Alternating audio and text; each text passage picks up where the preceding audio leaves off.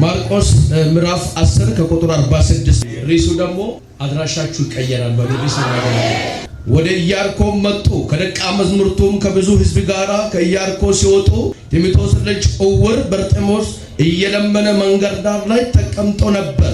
የናዝሬቱም ኢየሱስ እንደሆነ በሰማ ጊዜ የዳዊት ልጅ ኢየሱስ ሆይ ማረኝ እያለ ይጮህ ጀመረ። ብዙም ዝም እንዲል ገሰጹት። እርሱ ግን የዳዊት ልጅ ሆይ ማረኝ እያለ አብዝቶ ምን አለ? ጮኸ። ኢየሱስም ቆመና ጥሩት አለ። ዕውሩንም አይዞህ ተነስ ይጠራል ብሎ ጠሩት። እርሱም እየዘለለ ተነስቶ ልብሱንም ጥሎ ወደ ኢየሱስ ምን ሆነ? መጣ። ኢየሱስም መልሶ ምን ሊያደርግልህ ትወዳለህ አለ። ዕውሩም መምህር ሆይ አይ ዘንድ አለ። ኢየሱስም ሂድ እምነቴ አድኖሃል አለ። ወዲያውም አየ፣ በመንገዱ ምን ሆነ? ተከተለ። ዛሬ ሰበር ዜና አለኝ። ባስጨነቃችሁ ነገር ላይ ከብዳችሁ ትገለጣላችሁ። ዋጋ ያስከፈላችሁ ነገር ከዚህ ሰዓት ጀምሮ ከቤታችሁ ላይ፣ ከኑሯችሁ ላይ፣ ከፋይናንሳችሁ ላይ አሁን ይመታል። አዲስ ረገጥ አንተ አሜን ስር ይሁንልህ። ይኸውልህ ጠላት ኃይሉ እያየ አድራሻ ይቀየራል። የአድራሻ ለውጥ ይሆንልሃል። ጥቂቱ ነገር ይበዛልሃል። ለቅሶ ወደ ሳቅ ይቀየራል። ሐዘን ወደ ደስታ ይቀየራል። ማነው የሚቀበለኝ? ማነው የሚስማማ? ከቃሉ ጋር ኮኔክት የሚያደርግ የሰማይ መስኮት አንተ አንጻር ይከፈት። አሜን እያላችሁ የቤታችሁ ችግር እየተራገፈ ነው። ዋጋን ያስከፍላችሁ የወጣ አዋጅ የተገለበጠ ነው። እጅን ከፍ አድርግና ተቀበለኝ። ለ20 ዓመት ልመለስ የሆነ ጥያቄ በዚህ ሳምንት ይመለስላችሁ። ዋጋን ያስከፍላችሁ የወጣ የጠላት አዋጅ ከዚህ ሰዓት ጀምሮ ይነሳ። አላቅ ብቻ የአንድ ሴት ለቅሶ ወደ ሳቅ ሲቀየር አየሁ። ያ ሰው እኔ ነኝ። ለምን ይሁንልህ? ከፍ አድርግ ሁለት እጅን ከሰማይ አንድ ነገር እንደምትቀበል ዛሬ እንዲህ ነው የሚሆነው። ተቀበለኝ። ሎጥ ቤት የገባ በረከት ቤት ላይ ይገባል። አብርሃም ቤት የገባ በረከት ቤት ይገባል። በልጅ ትባረካለህ፣ በጤንነት ትባረካለህ፣ በቤት ትባረካለህ፣ በአገልግሎት ትባረካለህ። ሰው እኔ ነኝ። ለምን ይሁንልህ? ይህ ሰው ከመወለዱ በፊት በእናቱ ማፀን ላይ ዕውር ሆኖ የተወለደ ሰው ነበር። ይህ ሰው ብርሃን አይቶ አያውቅም። የዚህ ሰው ታሪኩ የሚታወቀው በዕውርነት ነው። ይህ ሰው ዕውር ሆኖ ሲኖር በአንድ ስፍራ ላይ ቁጭ ብሎ ይለምን ነበር። ይህ ሰው መታወቂያው በምንድን ነው? በልመና ነበር የሚታወቀው። አድራሻ የሚቀይር ኢየሱስ ዛሬ በቤት ይመጣል። እየለመነ የሚኖር ሰው ነው። አንድ ቀን በዓይኑ አይቶ አያውቅም። ክፉንና ደጉን ለይቶ የሚያውቀው በምንድን ነው? በጆሮ ነው። የሚያልፈው መኪና፣ የሚያልፈው ፈረስ ጋሪ ለይቶ የሚያውቀው በጆሮ ነበር። ዓይኑን የሚከፍት ኢየሱስ ግን በሱ መንገድ መጣ። ዛሬ እንዲህ የሚል ትንቢት አለኝ። ባስጨነቃቸው ጉዳይ ኢየሱስ ይመጣል። ይኸውላችሁ ኢየሱስ ክርስቶስ ለአንድ ሰው ብሎ ካለበት ስፍራ እንደመጣ በከበዳችሁ ጉዳይ፣ ባስጨነቃችሁ ጉዳይ፣ ባስለቀሳችሁ ጉዳይ ዛሬ ኢየሱስ ይመጣል። ይህ ሰው መተዳደሪያው ልመና ነው። ይህ ሰው መተዳደሪያው ስጡኝ ማለት ነው። ይህ ሰው መታወቂያው አድራሻው አንድ ስፍራ ላይ መቀመጥ ነው። አጠገቡ ላይ እጅ የሌላቸው አለ፣ አጠገቡ ላይ እግር የሌላቸው አለ፣ አጠገቡ ላይ ዓይን ያላቸው አሉ። ግን እሱ ከዛ ውስጥ ላይ ሙሉ ሰውነቱ ጤነኛ ሆኖ ዓይኑ ግን አያል።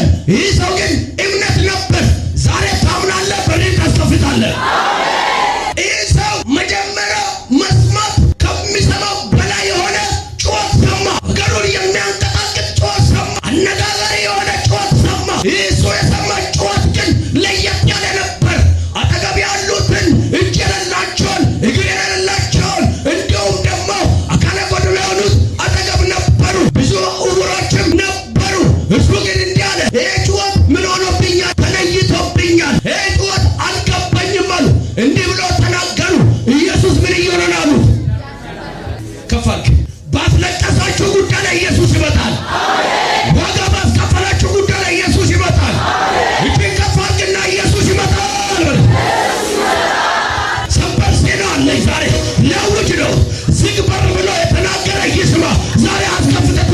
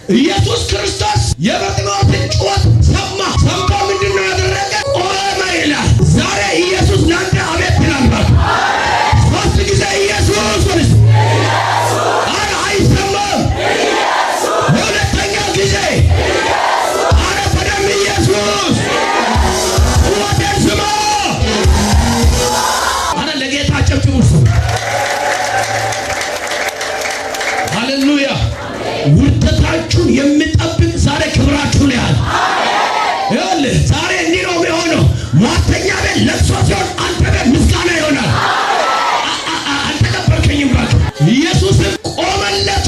ያን እምነት ያለው ሰው ምን አድርግልኝ ጥሩልኛል። መጀመሪያ ዝም እንድል የገሰጹት፣ መጀመሪያ ጸጥ እንድል የገሰጹት ሀሳባቸው ተቀይሮ ምን አሉ? ይጠራሃል አለ። ዘንድሮ ወደ ከፍታ የሚጠራው አለ፣ ወደ ቅባት የሚጠራው አለ፣ አድራሻው ይቀየራል፣ ስሙ ይቀየራል። ከዚህ ስትወጣ ፊት ይቀየራል።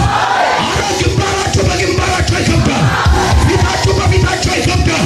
ከዚህ ሰዓት ጀምሮ አንተ ውስጥ ያለ ቅባት ይገለጣል። ኢየሱስም ምን አደረገ? ጥሩት አለ።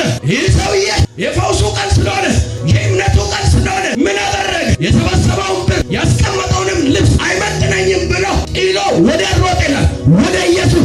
ዛሬ ኢየሱስ ይዛችሁ ትመለሳላችሁ። ዛሬ ደስ ይበላችሁ። ልጅ ለሌለ መንታ ልጅ ይሰጠዋል። ቤት ለሌለው መንታ ቤት ይሰጠዋል። ስራ ስለሌለ ቢዚ የሆነ ቤት ይሰጠዋል። ጥሩት አለ። መጣ።